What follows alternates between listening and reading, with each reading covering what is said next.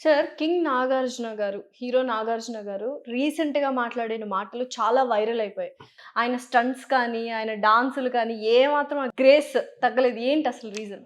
ఇప్పుడు 'నాగార్జున' గారు ఒక ఏదో హాస్పిటల్‌లో ఒక రోబోటిక్ సర్జరీ ఓపెనింగ్‌కని ఎళ్లారు. ఎళ్తే ఎవరో మీడియా వాళ్ళు అడిగిందేంటంటే, "సార్ మీకు మోకాలు నొప్పి ఉంది గదా! మీరు నీ రీప్లేస్‌మెంట్ సర్జరీ చేసుకున్నారు కదా!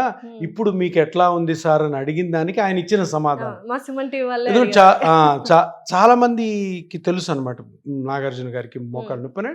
అంటే మోకాలు నొప్పి 50 ఇయర్స్ తర్వాత చాలా మందికుంటది. వెరీ పర్టిక్యులర్‌గా కామన్. హీరోస్‌కుంటది. ఎందుకంటే వాళ్ళు 35, 25, 35 ఏళ్ల నుంచి కూడాను డాన్సులు, ఫైట్‌లు చేస్తుంటారు. మోకాళ్ళు అరగడం Your knee తప్పదు. replacement. When you started getting pain and how long you struggled and you overcome that? No, I did not have a knee replacement. Okay, I mean that's why you avoided that, right? But I you were avoided that. How that we'd like to know That that. is with a lot of he helped me give the regenerative things. I used a lot of PRP and some lubricating fluids which he researched and got them for me. So ఆయన అన్న మాటల్లోనే ఆయనకి 15 years back, అంటే ఇప్పుడు 66 కాబట్టి ఆయన age 15 years back అంటే దగ్గర 51 ఇయర్స్కి ఆయన మోకాలు నొప్పి వచ్చింది. ఇది కామన్ అందరికీ.